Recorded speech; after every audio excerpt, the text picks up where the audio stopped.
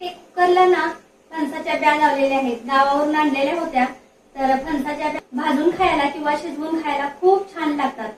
तर मी आज शिजवलेले आहेत कुकरला, म्हटलं उपवास आहे, उपवासाला फणसाच्या ब्या चालतात। गॅस मी आता बंद करते, कारण 4 ते 5 शिट्ट्या झालेल्या आहेत, ब्या आपल्या शिजल्या असतील। तर आता बंद करते।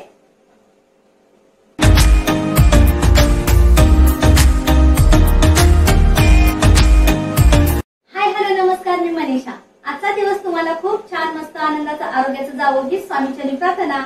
तर खूप दिवसांनी तुम्हाला व्हिडिओ मध्ये दिसत आहे, कारण मी गावी गेलेली होती, त्यामुळे व्हिडिओ काही पाठवले नव्हते। कारण नेटचा गावी खूप प्रॉब्लेम होत होता, त्यामुळे व्हिडिओ अपलोड करण्यासाठी नेट पुरतच नव्हतं, खूप प्रॉब्लेम येत होता, म्हणून मी काय व्हिडिओ अपलोड केले नव्हते। तर आता इथून पुढे ना तुम्हाला रोज व्हिडिओ, डेली व्हिडिओ येत जातील। तर व्हिडिओ खूप छान होणार आहे, व्हिडिओ स्किप न करता पूर्ण बघा। मी ना आता गावावरून आणलेले आंबे आहेत, त्याचा आमरस बनवणार आहे। खूप छान मस्त टेस्टी असा आमरस बनवायचा आहे। बाहेर गेलो आपण आमरस किंवा ज्यूस आंब्याचा प्यायलो तर खूप टेस्टी लागतो, तसंच त्याच प्रकारे आपण आंब्याचा आमरस आहे तो बनवायचा आहे। तर चला तर आपण आंब्याचा आमरस कसा बनवतात तो बघू। मी आंबे ना अगोदर धुवून घेते, त्यानंतर कट करून त्यामधला गरपा आहे तो काढून घेते।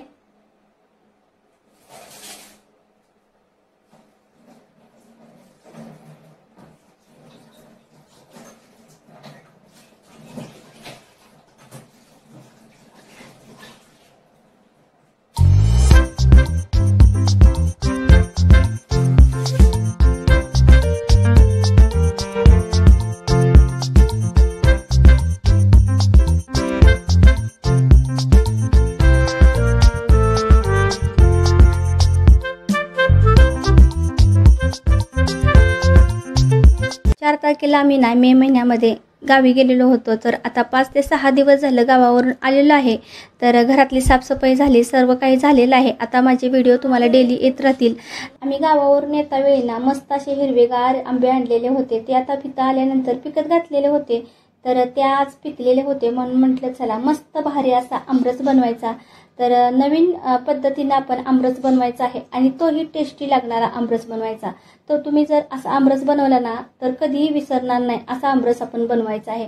तर मी गरपा वगैरे सगळा काढून घेतलेला आहे आंब्याचा। आता 1 लिटर अमूल दूध फुल क्रीमचं घेतलेलं आहे, ते सुद्धा तांब्यामध्ये ओतून घेतलं। आता हे दूध ना आपल्याला त्या गरप्यामध्ये घालायचं आहे। आता आपण साखर बारीक करायची आहे, म्हणजे आमरस मध्ये ना विरघळली जात नाही, त्यामुळे आपण साखर बारीक करून घेऊ।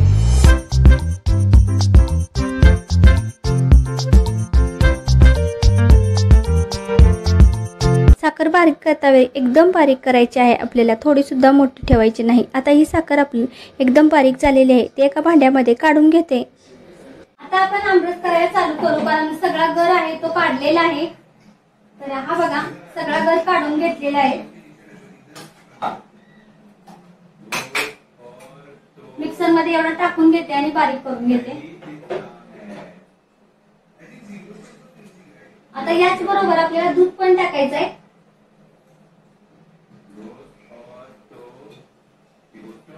याच्या सोबत जी साखर आपण बारीक केली ना 1.5 चमचा टाकायचा आहे। त्यानंतर यामध्ये सुद्धा वेलची आणि साखर हे मिक्स बारीक केलेले आहे, ती सुद्धा टाकणार आहे थोडीशी।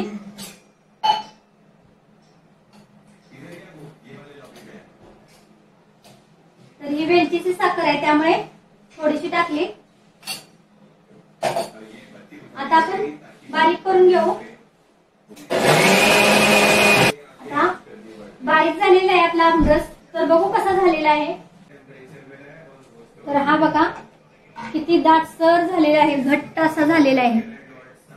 तुम्हाला पातेल्यामध्ये ओतून पण दाखवते। आता आपण या पातेल्यामध्ये ओतू। तर हा बघा किती मस्त आणि दाटसर झालेला आहे।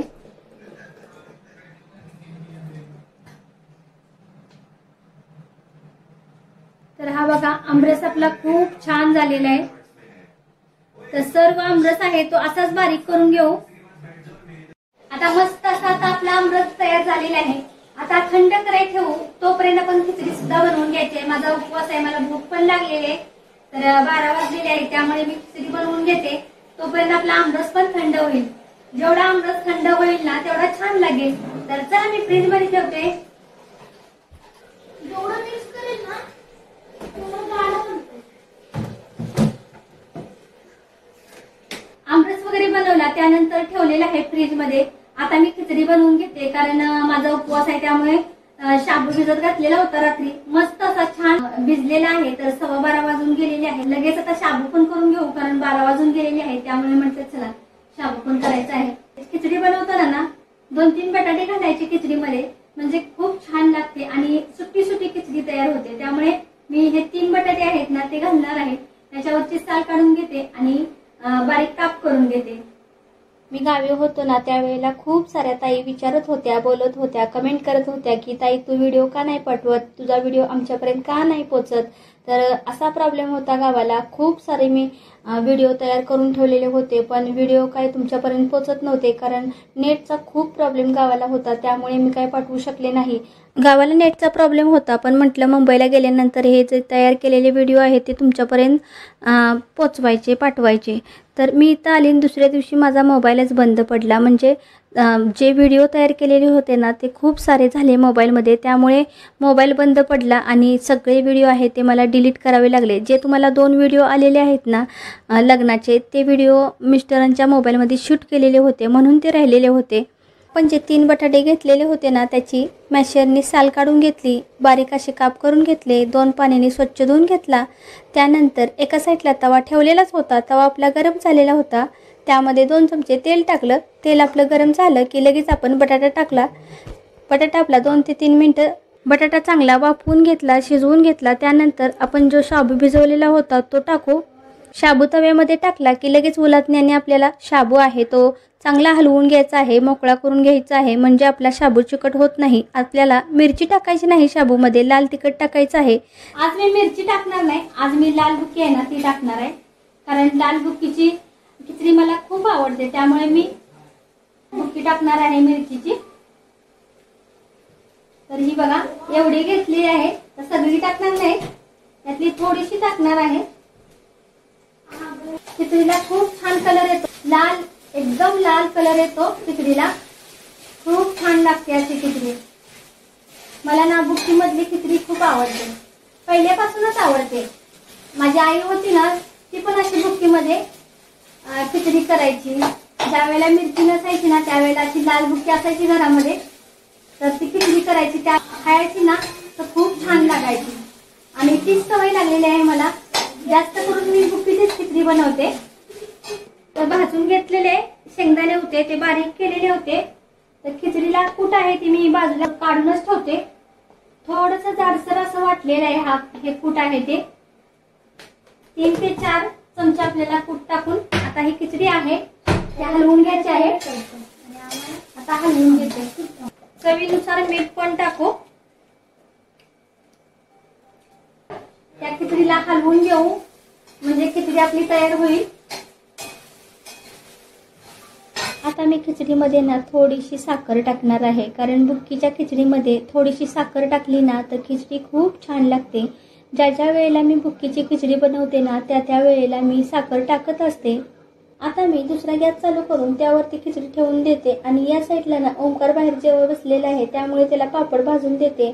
ओंकारला ना ऑइली पापड आवडत नाही जास्त करून, त्याला असा पापड गॅसवरती भाजलेला आवडतो म्हणून म्हटलं या गॅसवरती भाजूनच त्याला पापड देते. तर मी बघा पकडीच्या साह्याने कशी भाजते पापड. गॅसवरचे सुद्धा पापड खूप छान लागतात.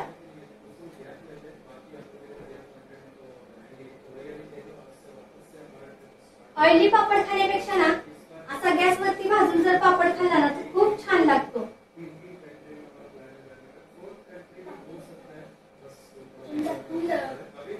ना पापड कसा पातळ असतो ना त्यामुळे लगेच करपला जातो. त्यामुळे सारखा सा पकडीने ना हलवत राहायचं. चिमटा पण आहे माझ्याकडे पण चिमटा नाही घेतलेला. आता म्हटलं पकड आहे तर तेलापेक्षा ना असे पापड भाजलेले खूप छान लागतात. मला पण असे खूप आवडतात. तर हे बघा भाजलेले आपले पापड. आता ओंकारला बाहेर नेऊन देऊ. पापड ओमकारला बाहेर देऊन आली। त्यानंतर ती शेगडी बंद करून ह्या शेगडीवरती तवा ठेवून दिला। आता शाबू बघू आपला चांगला वापरलेला आहे का। तर 4 ते 5 मिनटं झालेले होते आपल्या शाबूला। तर मस्त असा शाबू आपला फ्राय झालेला आहे। तर तयार झालेली आहे खिचडी, पण थोडी हलवून घेऊ म्हणजे चिकट होत नाही।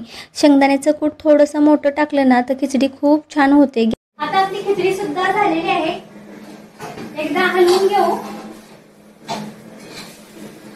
मस्त अशी झालेली आहे, खूप छान कलर आलेला आहे।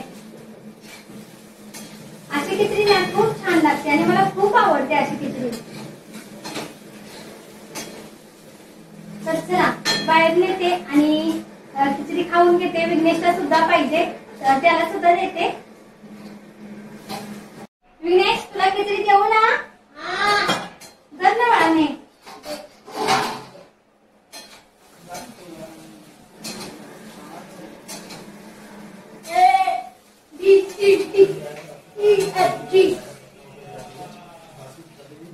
दरबा घेऊन जा।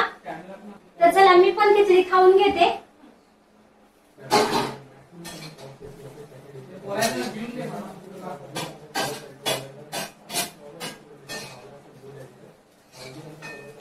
मी पण खिचडी घेतलेली आहे खायला। आता आमरस पण थोडा घेते याच्या बरोबर।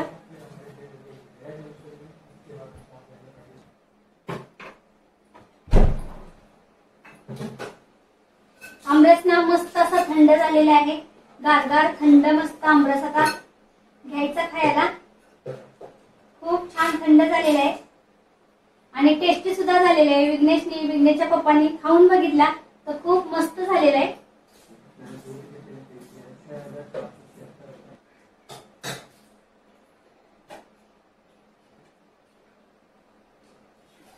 तर चला सर्वांनी जेवण करा या। तर ह्या इथं सकाळी फणसाच्या ब्या होत्या ना, गावावरून आणलेल्या सुकलेल्या ब्या, त्या शिजवलेल्या आहेत, त्या सुद्धा आता खायला घेतलेल्या आहेत। तर खूप छान लागतात, मीठ टाकून शिजवलेले आहेत आणि खिचडी आणि आमरस।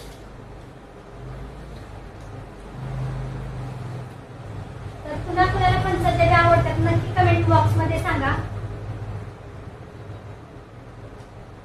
खूप छान लागतात, गोड असं आहे। काय काय फणसाच्या ब्या गोड नसतात त्यामुळे खाऊ वाटत नाही, पण ह्या ब्या ना गोड लागतात। आता माझं जेवण वगैरे झालेलं आहे, भांडे वगैरे घासायचे। आता सगळ्यांचे जेवण वगैरे करून झाले। मी पण खिचडी खाऊन घेतली, उपवास होता त्यामुळे आमरस आणि खिचडी केलेली होती तर ती खाल्ली। आमरस तर एवढा भारी झाला तर ना, खूप मस्तच झालेला, छान झालेला होता। खिचडी सुद्धा खूप छान लागत होती। आता मी जेवण पण घेतलेले आहे, खिचडी वगैरे खाल्ली, उपवास होता त्यामुळे खिचडी वगैरे खाल्ली, आमरस पण खाल्लं, खूप छान झालेलं होतं आमरस। आणि आता भांडी पण घासून घेतलेले, भांडी खूप होती, सकाळपासून नाश्त्यापासून भांडी होती, तर भांडी सुद्धा आता घासलेली आहेत। भांडी नितळाय ठेवते आणि दुपारी 4-4:30 वाजता लावून देते।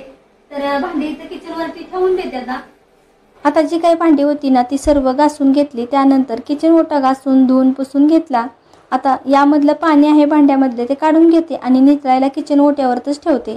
तर दुपारचं सर्व माझं काम झालेलंच आहे, त्यामुळे मी आता एडिटिंग करणार आहे आणि तुमच्या ज्या काही कमेंट आलेल्या असतात ना त्याचा रिप्लाय देणार आहे। तर तुमच्या खूप छान छान कमेंट येतात, मला खूप छान सपोर्ट मला तुमचा आहे आणि आशीर्वाद पण आहे। खूप छान छान ताई दादा कमेंट करतात, विचारतात, सांगतात आणि आपल्या चॅनेलची सुद्धा ग्रोथ चांगली होत चाललेली आहे। असाच सपोर्ट मला तुमचा कायमचा राहून द्या। आता मी इथंच व्हिडिओ संपवणार आहे। तर व्हिडिओ तुम्हाला कसा वाटला नक्की कमेंट बॉक्समध्ये सांगा। व्हिडिओ आवडला तर लाईक करायला विसरू नका, चॅनेलवरती नवीन असाल तर सबस्क्राईब करायला विसरू नका। तर परत भेटू उद्याच्या नवीन व्हिडिओमध्ये, तोपर्यंत सर्वांना श्री स्वामी समर्थ।